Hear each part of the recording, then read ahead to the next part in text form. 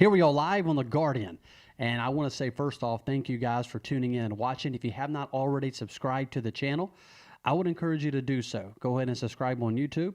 You can subscribe on Substack if you haven't already subscribed. And you can subscribe across all of the social media platforms. Of course, we'll be on TikTok, Instagram, Facebook, and we'll be here right here on Substack, YouTube, of course, Rumble. And if you subscribe, it really helps us whenever it comes to the algorithm. These social media giants, they do not want our conservative message getting out.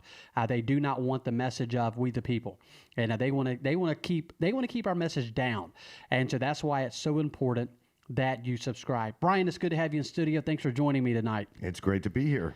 It's been a while since I've had you on, but man, I want to say thank you for taking the time and coming and joining me today on I don't know about you, but I've had a great weekend, and it's been a good weekend.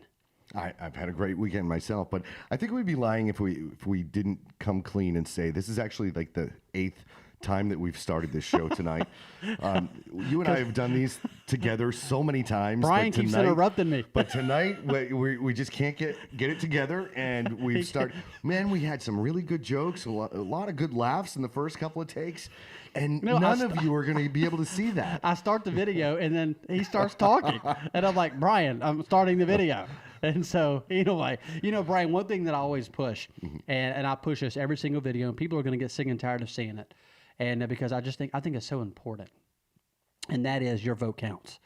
And so many people, man, I've heard since 2020, our vote doesn't count anymore, and I've heard that so much. And what do you have to say to that? Well, I think that absolutely every vote counts, even if you are one of the people that think that the last election was stolen or previous election. Sure, there is corruption in voting. It's been happening for hundreds of years. It will continue to happen. However, they want you to stay home. Yeah, they do. They love that so many conservatives and so many Republicans are saying, "Oh, well, my vote just doesn't count, so I'm not gonna go home." They're pushing that narrative. Don't believe the hype. You need to get out and vote. Every single vote needs to be cast by Republicans. That's right. And and sitting on your couch doesn't do that. No, absolutely not. And just like I always push about, subscribing, to the channels and to Substack and to all of the different social media platforms is because, and that's just not with this conservative channel, but with every conservative channel, because it helps us with the algorithm. And so like whenever you comment, like, or anything like that, it really helps. And so I would encourage you to do that with all of your favorite podcasts, because it really helps us as far as getting out our message. Because I'm here to tell you, the left, they do not want we the people to push back. They do not want we the people to fight back. And they're punishing podcasters on YouTube. Absolutely. They're demonetizing their websites. A lot of guys make a living doing videos like this, and they make money from the advertisements that come on, in the beginning, the pre-roll ads and throughout it. And they're demonetizing them when they say something that the screeners don't agree with. And basically, it's all politics. Yep. The lefties don't like the message of right-wing conservatives. That's right. And they're trying to punish them in the best way that they can. The algorithm change didn't stop them because it was word of mouth. They were using other advertising means. So how do they get them? They get them in their wallets. Yep, absolutely. Say, okay, you can't make money on YouTube anymore. And we're seeing that happen so many times. And that's why we the people have to push back and fight back and support one another. And there's a lot more ways to support outside of money. And you can support by subscribing, liking, sharing, all of those type of things. Sure. And which I think is so very important. Let me ask you this question. And I want to get into, I've done 2 previous videos on how to vet a candidate. 2020, our 2023 election just happened last year. We have multiple candidates running for office all across the state of Mississippi, Louisiana. Also, we're right in the middle of another primary election right now here in 2024. And I get asked so many questions, especially as we get closer to election day. Who should I vote for? And a lot of people don't even know who the candidates are. But before I get into our third and final video of how to vet a candidate, do you think it's going to be Joe Biden on the ticket, or do you think it's going to be Michelle Obama? I think it could go 50-50. And don't leave out Gavin Newsom. The thing about Gavin Newsom is it's clearly out there running for president, whether he's made it clear to the press or not, everybody that watches him on TV, he did the China thing. He Right. is now speaking all across the country. So he's doing the things that a candidate for president would do, but at the same time saying, oh, Joe Biden's doing a great job. Of course Right. he's saying that because he wants, if Joe Biden has to step down for health reasons or whatever reason, he wants the nod from Joe Biden. Michelle Obama, she's I think she would be. I think she would be hard to beat. yeah, man. of course. I think that Trump She'd be could almost beat impossible. Gavin Newsom. I believe that Trump can beat Joe Biden. Michelle Obama would be very difficult. She's going to be hard. If the Democrats were smart, they would push her to say that she wants to throw her hand in the ring because people will vote for her based on her celebrity alone. Oh, yeah. And the fact Oh, yeah. that Barack Obama would be back in the White House. I mean, love him or hate him, you have to admit he was one of the most popular presidents of all time, and he has a huge fan base, and that fan base spreads to his wife, Michelle, and they would vote for her regardless of what her policies are. And I do believe that her policies are even further to the left Yeah. than Barack Obama's. I agree. I think you're right. And one thing about Obama was, Obama was look. I don't know if I agreed with him on anything. Pretty much. I mean, the man was way to the left, but the man had charisma, and Sure. the man could come into any room and he could talk to anybody, and Sure. people liked him. And so you take Michelle Obama. I'm not saying we can't beat her. I mean, I'm not going to say that we can't beat her, but she would be out of Gavin Newsom and Joe Biden, Kamala Harris. Michelle Obama would be the hardest out of those to beat. Absolutely. She would be difficult It's funny to you beat. talked about charisma. There was a time that Joe Biden was a very charismatic politician. He was cracking 60 jokes. years ago. I remember 70 years ago. I remember 2008 when he was running for president against Hillary Clinton and Barack Obama, and they were on the stage with about 10 different candidates, but all the questions were, Mrs. Clinton, Yeah. Senator Obama, and it would just go back and forth between the two of them. And then they would ask one of the people on the outer edges of the stage a question. And Joe Biden was very funny. He was facing the other side with his hands in his pocket when they called on him. And he goes, oh, hey, my name's Joe. And it was very funny. And I look at that guy compared to the guy that we have in the White House right now. And you don't even see a shadow of that old charismatic Joe Right. Biden that would joke around and sometimes, talk with a fiery fist, but, also have that kind of jovial personality when he needed to, when he was dealing with the press a lot. You don't see even an inkling of that anymore. So when you ask me, do I think that Joe Biden is going to be the candidate? I think that Joe Biden is waiting for them to tell him whether he wants to be the candidate because I'm one of those people that thinks that this is elder abuse that's happening there. I mean, sometimes we see Joe, on top of his game, but I believe that there are, whether it's some sort of uppers that he's taking, it's absolutely apparent because you'll see him in the morning and he's, waving to nobody. Oh, yeah. Has to be, He walks, ushered around, has to have somebody moving can't him even get off around, the stage. doesn't know which way to go off for stage, and then Yeah. you'll see him 3 hours later, and a little bit of that fire is back, and he's able to read the teleprompter and everything, and he seems like he's on his game. Well, you can't drug a guy 24/7. Right. So clearly he's on something. I'm no doctor, of course. If you're a doctor, chime in, make a comment, tell me I'm way off base, or laugh at me, whatever you want to do, or tell me what drugs they're pumping into his system to make him coherent 2 or 3 hours a day. Or maybe it's just that's all he has in him is 2 or 3 hours a day of energy, and the rest is just, I want to take a nap. 100%. Either way, it's not suitable for the president of the United States, who needs to be on top of his game at a moment's notice, any hour of the day. This is the man that controls the nuclear weapons. This is a man who is in charge of the United States while our troops are actually dying. Like today, there were 3 that died in Syria.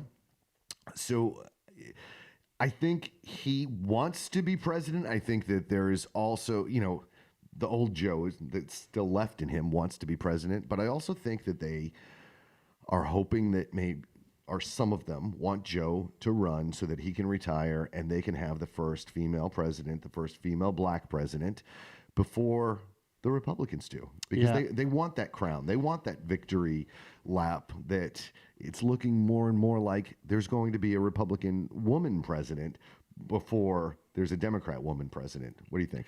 I agree with you. And this goes back to what I've been saying and preaching from the beginning, and that's this right here. Your vote counts. And that's why we have to have every single person, every single Republican, get out and vote. And so we can defeat this left woke agenda that's trying to sweep our nation. Now, I have heard different things about who Trump might pick for his VP.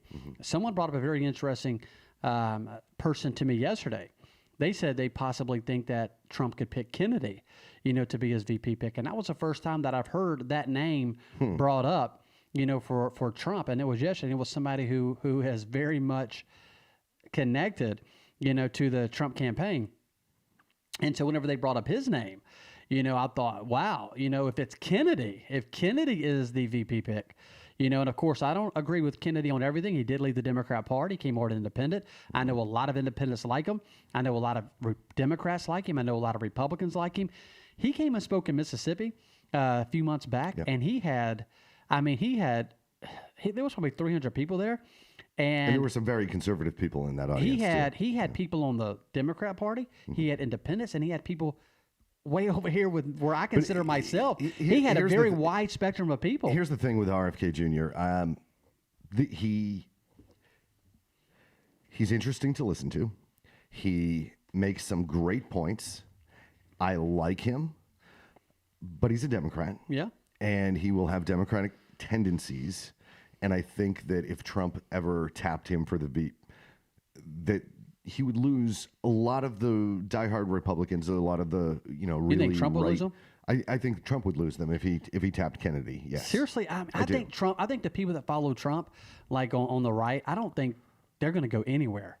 I don't think it matters who Trump picks. I think that if he taps a Democrat, that will raise some eyebrows, no matter how much of a Trump supporter you are. Because I think that the most savvy political voters, the people that really follow politics, they might support Trump, they might support any candidate, but those people, the educated voters, the people that really follow politics, they're not in a cult. They're not following a person, blindly. Blind faith in your leaders or in anyone will get you killed. That's their motto. Yeah. Who said that? I don't know. Bruce Springsteen, of all people, a diehard leftist, but said a great thing one time. And now that's blind faith in your leaders will Well, get you unfortunately, a killed. lot of people do have blind. There are faith, a lot of people, so- but I'm talking about the people that actually follow politics. And you might be a diehard Trump supporter, but if he does something that is not in line with what you elected him to do or expect him to do, then I think those people are going to speak out. I heard today that he was thinking about Nikki Haley to do not want bridge Nikki the gap Haley. between the George Bush type Republicans. I do not I want hope Nikki that Haley. that is not the case. No, Absolutely. I want. Listen, my pick would be Kristi Noem. Kristi Noem would be Should be great. my pick, 100%. Absolutely. And I think that Kristi Noem has her eye on the White House. You could tell right after COVID when she's been to Texas like the last week. right and right after COVID lockdowns when she She thumbed her absolutely nose she at blew that. up. Of course, she blew up after that because and what she did she told do them no. after she got all this popularity? They started doing all these, hey, come to South Dakota commercials that Yep. she was starring in. So And her that and tells Trump me and her and that- Trump on the platform a lot. Sure. They did that stuff at Mount Rushmore, and Yes. I mean they've been together a lot. We got to move on quickly before we get into how to vet a candidate. February 6th, we want to invite everyone, especially if you live anywhere in the Mississippi Gulf Coast, from all the way from Hancock County all the way to Jackson County, Harrison County, Stone County. I mean, we're having an event. It's a salute to veterans sponsored by Veterans for Trump. And this is going to be at the Mississippi Gulf Coast Community College. It's going to be in Gaucher. That's in the Gaucher campus. And it's going to be in the cafeteria. And that is February 6th at 6 o'clock. We will have a flyer, and I'm going to put out an email about this within the next couple of days, because February 6th, it's next week. And so I want to encourage you. Well, it's next Tuesday. Yeah. And so we need to get the word out and just get as many people, get as many people there as we can. And this is open, of course, to veterans. We want as many veterans Yes, as we absolutely. can to be there. But also, if you support veterans, you need to come Yes. out. And all of our federally elected officials have been invited Good. To this, as well as the candidates that are also running for those positions. So we're going to Good. hear from all of them. And maybe So each even one of them are going to have a chance to speak? they are going to have Okay. a chance to speak. Absolutely. Good, So good.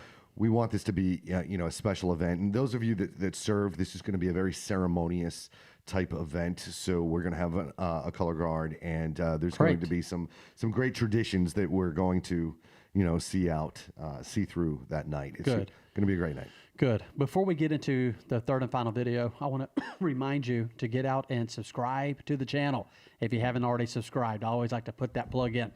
All right, so let's get into the third video of how to vet a candidate.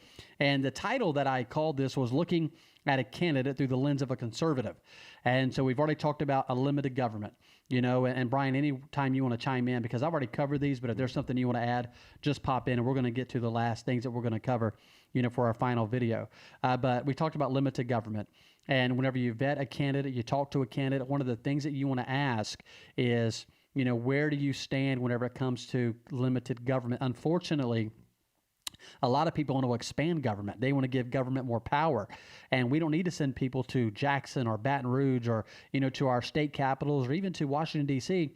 who want to expand government. The goal of a conservative should always be, as Washington did, is to give the power back to the people. George Washington could have been king. He could have been King Washington, but that was not his intent. He could have run for a third term. Absolutely. But he said 2 was enough. Correct. He gave the sword back to the people because the power, according to our founding fathers and according to conservatives, the power belongs to the people, not the other way around. And now we have people in our capitals in D.C. who they've gotten power hungry, and this power has made them, want more power. And so they're trying to expand government instead of shrinking government. And here's how you know if they're expanding government or shrinking government. Number one, are they trying to expand more government agencies? Are they trying to add government agencies? Number two, are they trying to increase taxes? If you see candidates or people decreasing and wanting to defund certain areas of government, or they're trying to take more money and let the people keep their money. I hate whenever I hear somebody say, well, we're going to give you more back. We're going to give you back more of the state's money. First off, that ain't the state's money. First off, that money came from me and you that are watching this video. And so we sent it by way of taxation. And so whenever you have a candidate that wants to raise taxes, he is not a conservative. And so any conservative candidate is going to want to decrease taxes. And so I know in Jackson, they're working to get rid of the state income tax. And I pray and I hope that they continue to work toward that end. I know last year they eliminated some of the state income tax, and this year they plan to eliminate more, which is a good thing. That's what you want as far as a candidate. You want to decrease taxes, not increase taxes. And then we talked about individual liberties. And then we talked about free market capitalism. And we talked about traditional family values, and how a conservative is going to stand for traditional family values. We talked about the pro-life stance. We talked about the national sovereignty. And those are some of the things, that we discussed and that we talked about as far as being a conservative. So now let's jump into one of my favorite things to talk about, and that is standing for the Constitution. And Brian, I know you a little bit. I've had, I don't know how many conversations with you. I don't know how many times we've had lunch together, coffee together, and I know that you stand, for the Constitution. Absolutely. And so let's jump into talking about standing for the Constitution. Before that, I want to read this quote by Thomas Jefferson. Thomas Jefferson said this. He said, "In questions of power, then let no more be heard of confidence in man, but bind him down from mischief by the chains of the Constitution."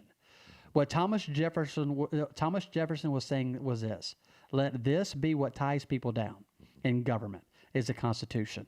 And so give me your thoughts on the Constitution. Well, I think that we have seen over the years, at least in the years that I've been involved in politics, people are taking the Constitution less seriously. You have the left, people on the left that literally say, oh, it's an aged document. And that's the worst argument ever, because it is a living, breathing document, because it can be changed. Correct. And I always tell people that say, oh, that was made 250 years ago by, a bunch of old white guys. Well, change it. If there's something in there, if you want guns taken away, change it. Don't just make laws that go against the Constitution. The Second Amendment says that, shall not be infringed. Correct. Yet I can read it right here. It says, a well-regulated militia being necessary to the security of a free state, the right of the people to keep and bear arms shall not be infringed. And yet they keep infringing that over and Correct. over again, whether it be states or federal. They've banned certain weapons for periods of times, and they just keep pushing this. And in fact, the left has gone so far as to say we're taking your guns. ain't Joe taking mine. Biden is happy to say it these days that he wants to take any assault rifles. I hate the name assault rifle to begin with, but any AR-15 type weapon they want to take from you, and they're specifically saying this. They're infringing on a right. So the Second Amendment is one of those. It's in the Bill of Rights, and when it says it cannot be infringed, there's a preamble. We were just talking with Jeff, our friend Jeff, who's the constitutional expert. Yeah, I got it right here, the preamble to the Bill of Rights. Jeff, Jeff. Yeah, Jeff Walters. Jeff Walters, yes. Jeff Wallace. And Wallace, Jeff yes. And we Wallace. were talking about this just the other day. The preamble to not to the Constitution, but the preamble to the Bill of Bill of Rights Rights. specifically mentions that the Bill of Rights cannot be changed. Therefore, you cannot repeal the First Amendment, Second Amendment, all the way up to the 10th Amendment. They are unrepealable, and you're not supposed to change them in any way. So when you say that we're going to ban certain guns, or we're going to say that you can't have guns in certain situations, or we're going to use red flag laws to take them from whomever we decide without due process, your neighbor signs a little statement that you're a crazy person, they come take your guns, and then you worry about going to court later. That's an infringement on somebody's constitutional rights. So yeah, we've taken this Constitution very less and less seriously as a people, not you and I, and the people watching probably, but as a people, as a society, and it is it's a dangerous, slippery slope. Yeah, let's read Amendment 1. Amendments to the Constitution, of the United States of America. Congress shall make, Congress shall make no law respecting an establishment of religion or prohibiting the free exercise thereof, or abridging the freedom of speech or of the press, or the right of the people peaceably to assemble and to petition the government for a redress of grievances. That's Amendment 1. Well, and I can tell you that has been stomped on quite a Absolutely. few times by the federal government itself. And by several different presidents. If you remember, the IRS was under fire just not too long ago, a few years ago, for targeting people for redressing the government. Basically, the IRS chief was targeting conservatives with audits. And that's why we, the people, have to be involved and be engaged. We're talking about it right now, while we must push back and fight back. Absolutely. It's 100%. It's unbelievable at what's happening as far as them stomping on the Constitution. It's a shame. We're seeing a constitutional crisis unfolding in front of our eyes right now in Texas. Yeah, absolutely. You have, and unfortunately, I believe that Abbott is probably going to lose in court. It would have to go to the Supreme Court. Abbott, of course, is putting up razor wire to protect the state of Texas from the invasion that's coming from south of the border. Well, the federal government has a duty to the states to protect each state from invasion. Correct. Well, the Biden administration says this is not an invasion, so therefore that's their argument that they're using in court. This is not an invasion. This is just people looking for a better life. And I can tell you this, I definitely don't consider, a family that wants to look for a better life, and yes, they're skirting our laws, but it doesn't necessarily constitute an invasion. However, the drugs that are pouring through here, Absolutely. the terrorists that are coming through, Absolutely. people are 100%. on the terrorist watch list. This is an invasion. Absolutely. Absolutely. And We don't know who's coming across. Exactly. We don't know who's coming. We have no idea. And that people have already been caught that are on the terrorist watch list that are coming here to do bad things to Americans. That constitutes an invasion. Unfortunately, most of the leftist judges are not going to see it that way. They're going to say, no, this is not an invasion, and therefore Texas does not have a right to defend the borders. That's right. Like the federal government does. If it goes to the Supreme Court, we'll see what happens. I guess they'll have to make the definition of what an invasion actually is. Yeah, and it's Either going to way, be interesting. It's a crisis that's happening, a constitutional crisis. Well, let's jump to our next thing, and since we're talking about the border, national defense. And I believe national defense is a huge. I don't believe it is now we might disagree on this. I'm not sure where you stand on this, but whenever you look at the greatest threat to America, I don't believe that's another country. I don't believe that the greatest threat to America is China. I don't believe it's Russia. I don't believe it's Syria. I don't believe it's Iran or Iraq. I believe the greatest threat to America is our national debt. I think our national debt is the greatest threat to our nation. But whenever you look at the national defense and you look at whenever it comes to our military, I'm a strong military guy. And Brian, I know you was in the military. You served in our military. I never served in our military. My brother Caleb, he's in our Marines and doing a great job. I have you. You're one of my close friends, and you served in the military. I have several men in my church and ladies in my church that serve in the military. So I'm very closely connected, to our military. We do a lot of things, at our church and a lot of things in the community to support and honor our military. I believe it's very, very important.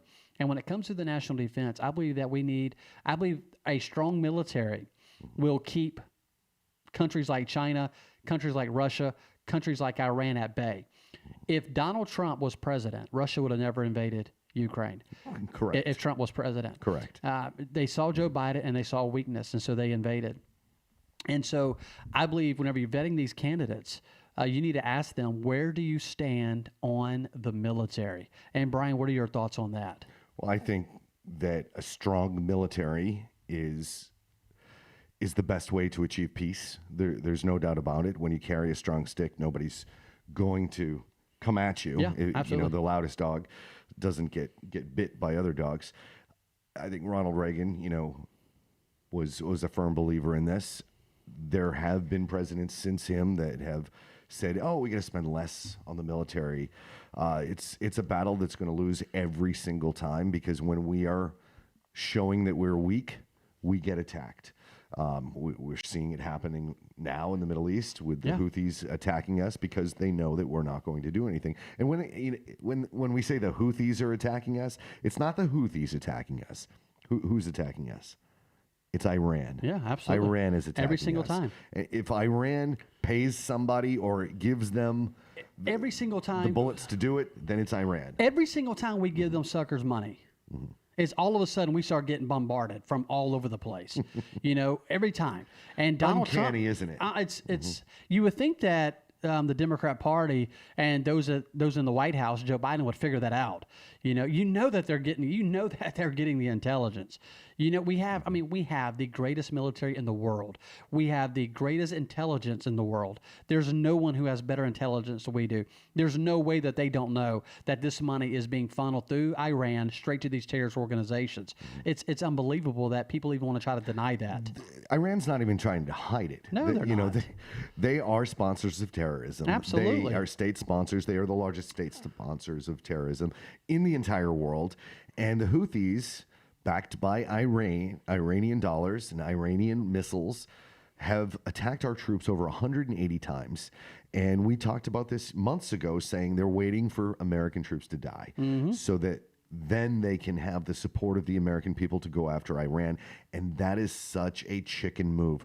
What being the president of the United States entails is having to make tough decisions. And I think most presidents of our lifetime, maybe not Jimmy Carter, definitely, obviously not Joe Biden, would have put the hammer down on Iran. Absolutely. It would have started with heavy, heavy sanctions that really hit them in the wallet. And if that didn't stop, they would be hit militarily. I think that Bill Clinton would have done it. I think George Bush would have done it. I think Ronald Reagan would have done it. I think Donald Trump would have done it. Yep. Joe Biden let them hit us over 180 times. Several, dozens and dozens of American casualties. And casualties don't always mean death. Casualties can be injuries. Lots of TBIs, traumatic brain injuries that are going to affect these guys for the rest of their lives. There were dozens and dozens of TBIs. But he was waiting for a few troops to die. And today was the day. Yeah, Joe Biden needs Three Americans died today, and now the nation is in an uproar. They want Joe Biden to attack Iran and send a message, give them a lesson that they should have been taught months ago when they first hit us through their proxy, the Houthis. I agree.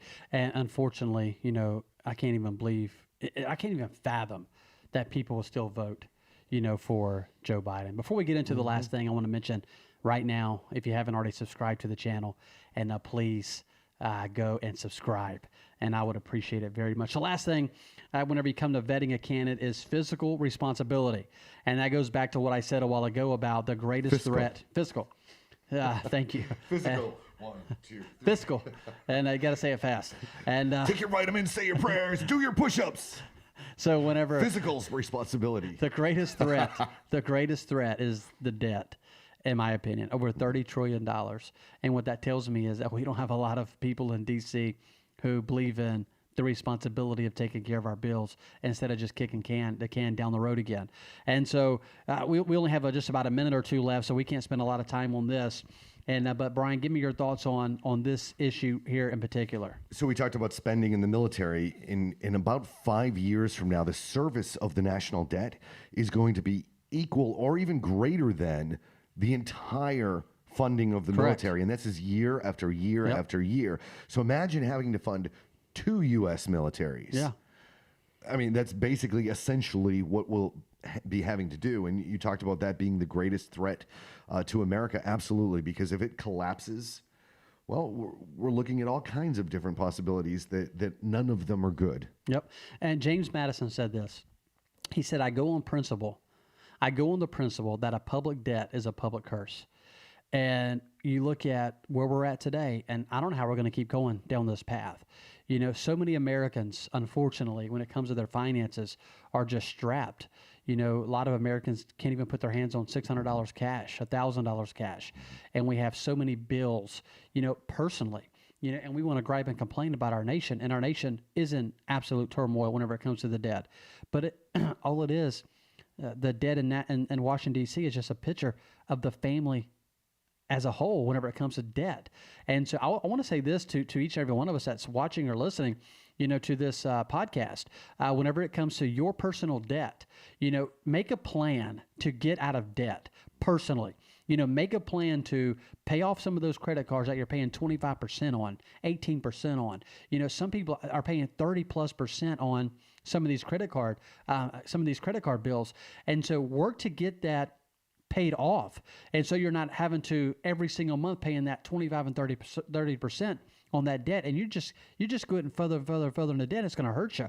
Just like it's hurting our nation, it's going to hurt you. There's a lot of marriages and there's a lot of families that are falling apart, and it goes back to that debt. And because we're just so bad off whenever it comes to that. And so get a good book. Go read Dave Ramsey, or go read a good financial book about this debt and get it taken care of. If you got to pick up a second job, I delivered newspapers one time. I made a bad financial decision, I'll be honest, and I got a little credit card debt. And so I picked up a newspaper, man. I was delivering newspapers for a couple of months, about 2 to 3 months, to pay off that credit card debt. And then I liked that money coming in.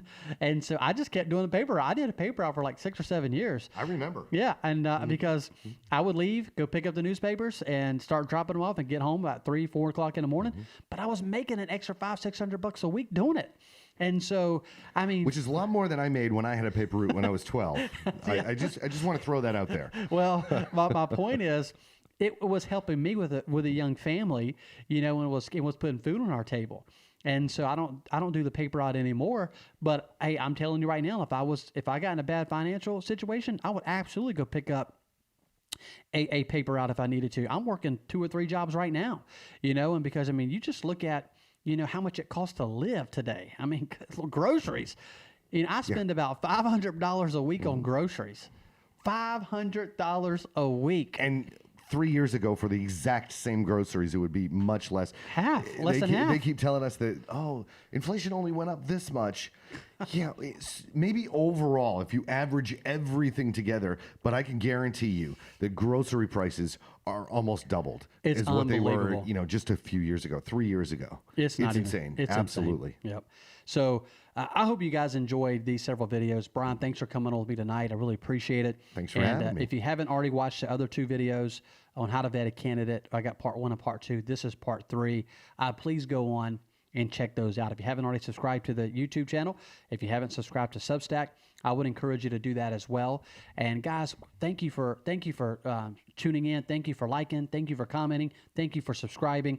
I really appreciate it very much. Brian, thanks for coming on tonight. I appreciate I it. think if anybody out there wants to make a donation to Dan, you could send him another one of these microphone holders, because he has his guests come and you just, they have to hold their own microphone like this, and it just gets so tiring after I've been an hour. listening to this guy So complain I for think the it last would be hour. fantastic if one of you could send him an arm there, so that or at least if you want to come to the studio with us and stand there, I told you I was going to break this thing. I told you. Did I not tell you? He did, but you didn't break it. Oh. You didn't break it. My heart just leapt. He told me, do not break this. And I said, don't put it by my elbow or I'm going to break it. I don't want to break it.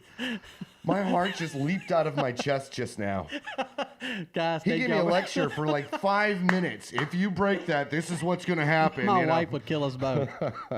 Hey, thanks for having me. It's been Absolutely, a lot of fun. man. Absolutely. Hey, thank you guys for tuning in. Thanks for watching.